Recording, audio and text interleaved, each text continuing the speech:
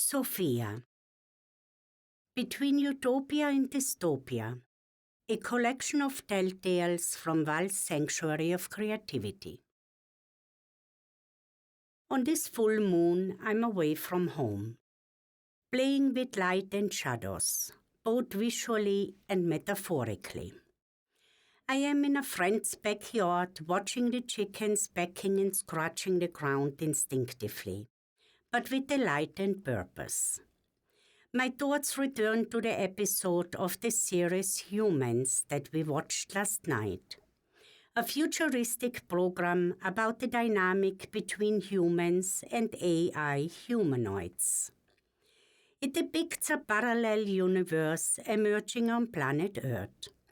AI-enhanced humans versus natural humans. I am thinking about life as a natural human in a natural world and about both the beauty and the shadow side of technology. I reminisce. Our black and white television sat high on a shelf, only to be operated by our father, mostly in the evenings after the children went to bed. As a teenager, I came in touch with a precious typewriter, the kind where one ended up with wastebaskets full of half-written pages until whiteout came along. I remember we always had a radio. The first telephone came much later. I grew up in a time when mechanics was at its high, when machines and tools were fixable by hand and with mechanical knowledge. Technology was still science fiction to most back then. Today, machines are mainly diagnosed using computers, and the repairmen or women must be technologically knowledgeable in order to diagnose and fix. The electric typewriter was a dream come true for me. And then came the Commodore 64, the first home computer. Every step of emerging technology felt exciting to me. When I was writing my master's thesis in Italy, my professor suggested I take a sabbatical in a major city so that I may have internet access to do my research. Servers were not widespread yet, and my professor had recently graduated from the Pontifical Gregorian University in Rome. Excited to be on the cutting edge of the new era. I liked his forward thinking. Due to circumstances, I chose a different professor and did my research in the libraries. One summer in the early 90s, I found myself in the Gargano region of southern Italy.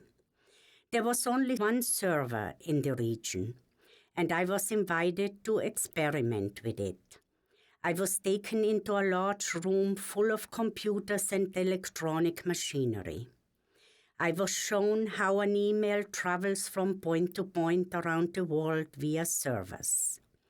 I was able to transmit a message from Italy via Norway, South Africa, and wherever the traffic allowed to its destination in seconds or minutes. It was a thrill, and it left me craving for access to more technology. Since then, I have operated many computers. I witnessed the euphoric rise of the dot-com and its crash. At the end of the last century, I typed my name Val into Google, and my picture and personal information showed up on top of the search. Then came Walmart, and Val got lost in the refined world of algorithms.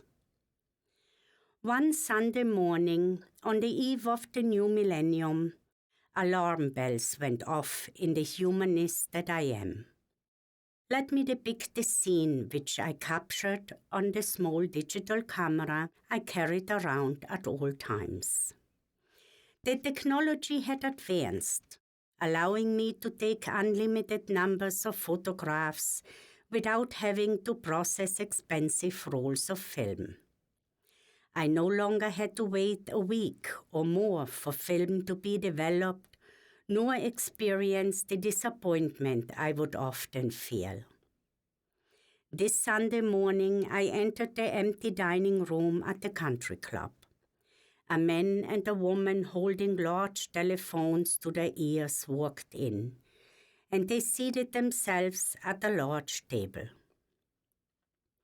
The woman sat on the left with her legs crossed over to the left and her phone to the right ear, while the man sat on the opposite side of the table with his legs crossed over to the right and his phone on the left ear. Both were completely absorbed in their conversations, just not with each other. This was an iconic picture for me, and also the big reason that I resisted owning a cell phone for a very long time. From that point on, the technology progressed very fast. How did I ever travel to faraway places without a GPS, like the Garmin navigation system? I'm chuckling as I think back to my first computerized navigation experience. I had been picked up by a driver at the Frankfurt airport. During the whole time, the driver was arguing with the computer-programmed female voice, giving directions to our destination. He seemed to know the roads better, but he still listened to her voice. Soon after, technological innovation exploded. Speech recognition, great for my blind neighbors. Bionic devices, great for wounded war veterans. Applications for everything and everyone, and many social media platforms. There are two sides to every coin. Due to technology, our lives are more efficient in many ways, and we have been empowered. Entrepreneurship is exploding, and we express and share our creativity in ways we never imagined. For now, the power of cell phones and personal computers are at our fingertips, but technology is being readied to be implanted into the human body on a broader scale. The state of North Carolina has designed what is believed to be the smallest RFID chip to date. For now, RFID is a most valuable tool to tag products and hold multiple applications. Just recently, I learned that at a Whole Foods store in Southern California, a body-implanted chip reader is now positioned right next to the credit card reader. In Sweden, employees have been implanted with microchips for a few years now. Many love the convenience of paying with or being able to open doors and locks with the wave of the hand. Various clubs around the world offer their members the choice of microchip implant instead of a physical membership card. This is also being embraced for the sake of convenience. At the Code Conference in 2016, Elon Musk declared that since we are already cyborgs, a fictional or hypothetical person whose abilities are extended beyond normal human limitations by mechanical elements built into the body, it will likely become a necessary solution that a digital layer be added to a human, that is, if humans don't want to be left behind in progress. I'm thinking, wow. The lines between humans and machines are being blurred. Technology is enticing. Self-driving cars are on the horizon, with Alexa assisting and distracting us along the way. Virtual reality for entertainment is being sold in many shopping centers around the nation. And virtual reality in the gaming world has expanded widely in just a few decades. Technological advances are accelerating. Then there are the challenges that arise with the effort to familiarize and navigate the ever-changing technologies, glitches, viruses, and power shortages, outages. We are living with highly advanced sensor appliances that shouldn't last for more than a decade. Consumer research disclosed that the programmed lifespan of most digitally run products is only about 10 years. I'm dealing with a dryer that's a liar and a brand new washer that rips holes into my garments because they are not sensing the way they should. The TV can't be watched because of a displaced remote. At times, I find that it takes more effort to live. It's energy consuming and anxiety creating. I'm recalling snippets of news information from the past years. They are floating in my memory like puzzle pieces. I then do the research on the computer. Sophia, a humanoid robot, was activated and released on Valentine's Day in 2016. In 2017, she was granted full citizenship in Saudi Arabia, without all the cultural restrictions that humans must comply with in that region of the world.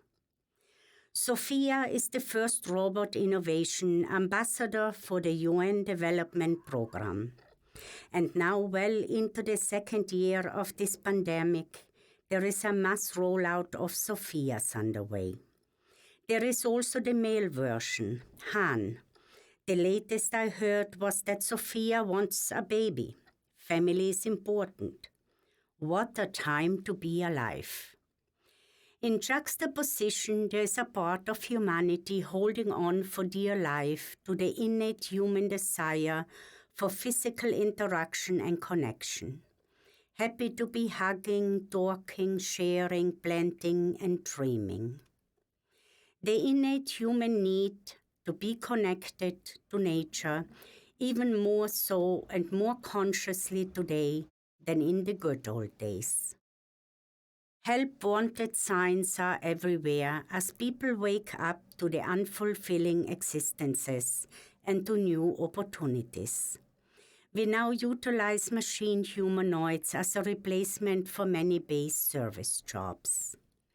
Since technology and innovation is being embraced and welcomed all the way by many, questions arise, and serious discernment may be called upon, as choices will have to be made.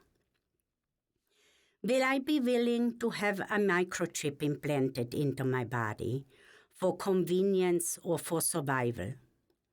I wonder if I will embrace a Sophia one day soon, the way I embraced my Robbie, the iRobot vacuum. I wonder where and when humanity will draw the line. I also wonder if I'm still alive in the decades to come, whether I will still love life. For now, I just want to lay on the grass and watch the birds and clouds pass over me, to feel satisfied and at peace with the whole of me and my surroundings, to be love and give praise to God and creation.